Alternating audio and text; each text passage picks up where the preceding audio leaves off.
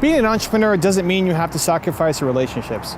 It doesn't. I think it's a common misperception that to be an entrepreneur, you have to only do that one thing. You can't have kids, you can't have a husband or wife, you can't have a relationship, you're gonna treat everybody poorly because the only thing that matters is the business. The key is creating a relationship that serves you.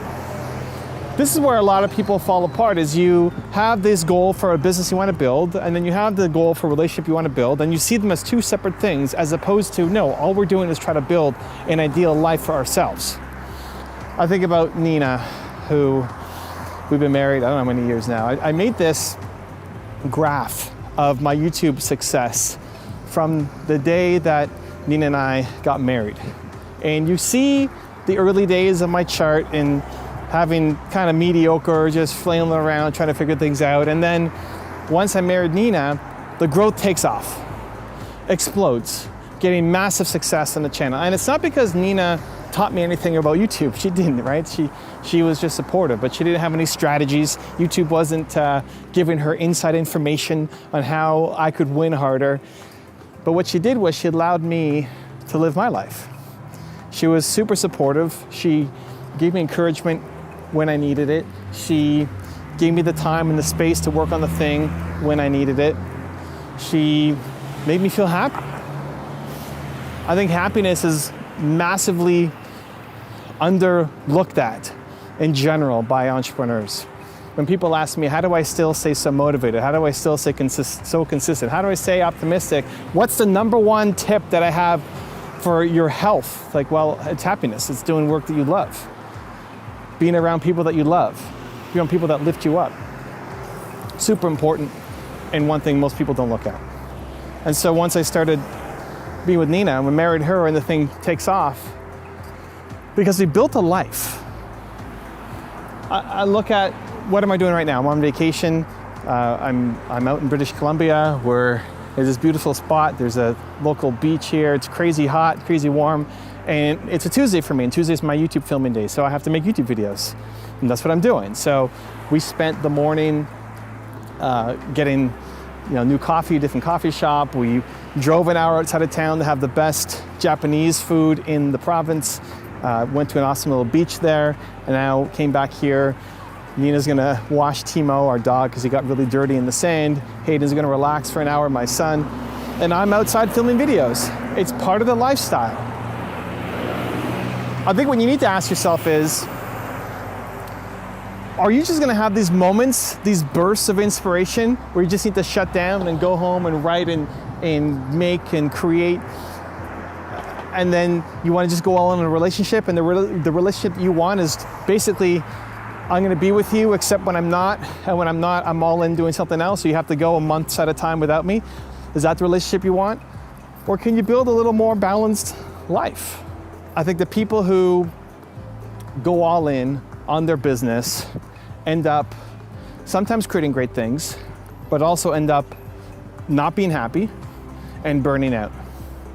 How have I made over 10,000 videos on YouTube? How have I not missed an upload day in, 7, 8 years? Still making content every single day, not getting tired. How, why? Because I love not just the work, but I love the life. I work to create the life that I want to build. And so what you need to start to ask yourself is, what is the life that you want? To not think that, okay, I need to shut down relationships for the next 5 years while I focus on my business, and instead to say, how do I find the partner? Here's a great question to ask.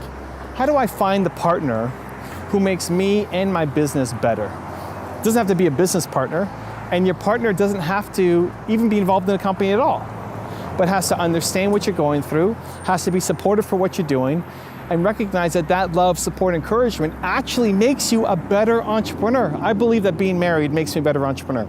I believe that being a father makes me a better entrepreneur. Where most people see that as time away, disadvantages, etc., I think that makes me better, and the results show for themselves. You look at my stats, you look at the growth, it shows for itself that I have had more success being a husband than not. I've had more success being around my son than not. I've had more success being around mentoring people, right? The people that I've invested into as entrepreneurs own a piece of their business and mentor and guide them every day. Logically, it doesn't make sense. If you look at Alex and Jeremy and Drew and Bo, my entire Monday now is gone, air quotes gone, where I'm not building my business. But since working with them, I've had more increase in my business as well. My business has done better. Spending one less day on the work and mentoring people has grown my company. Why? It's not that the businesses are so connected, it's that I get a greater sense of purpose, I have even more energy, I feel like the work that I do matters, and I'm around supportive people. And the more that you have that in your business, in your life, the more success and happiness you're gonna have, period. So instead of seeing it as moments in time to say, okay, I'm gonna spend a year or 2 years or 5 years working on my business and then I'll be ready. You won't be ready, newsflash. You're not gonna be ready because you're a crazy duck. You know that? You're watching this video, you're watching these channels, you're crazy, you're awesome, you wanna create something new. You don't wanna fit in with the crowd, you don't wanna be like everybody else, you want to birth a new world that doesn't exist yet. That's you're crazy. So guess what's gonna happen? You may be mentally telling yourself, okay, for the next 3 years, I'm just gonna buckle down, no relationships, focus on my business, that's it. You know what's gonna happen after 3 years? You're gonna wanna do it again because you're gonna get another big idea. You get some other thing that you wanna work on. It's a never-ending cycle. It will not go away. This is in you for the rest of your life. You're gonna look and see the world differently and look for improvements and look at how you can make things better because that's the way that you think. And so if you only operate by that, to say, okay, I'm gonna shut everything else down and only focus on this for the next 3 years, you're cheating yourself from a real life. You're cheating yourself from a real life, a fulfilled life. Now, what fulfillment and happiness looks like for you can change. It can change from year to year, it can change from month to month, it can change from week to week. And then you can adjust your schedule. Your schedule should always be a reflection of what brings you purpose, happiness, satisfaction, joy, impact. It's reflected in your calendar, and your calendar must change to reflect it. But the idea that you have to shut off having a personal life in order to be a successful entrepreneur, I don't subscribe to, and the results have been the exact opposite. The key is getting somebody who makes you a better person, who understands what you're going through, who can support you, even if they're not an entrepreneur, but they're willing to support you on your quest, on your journey. And I think when you find that person, it makes all the difference.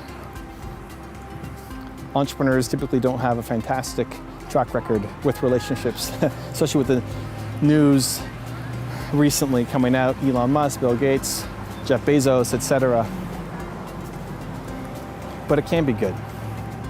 But it's on you to figure out what does a balanced life look like for you on your terms, and then to find a person who can help you live it. If you want another Evan Rant video that just might give you the confidence you need, check it out right there next to me. I think you'll enjoy it. Continue to believe, and I'll see you there. The most important part of a morning routine is how you feel about yourself. It's the number one thing that people do not pay attention to that matters the most is how do you feel about yourself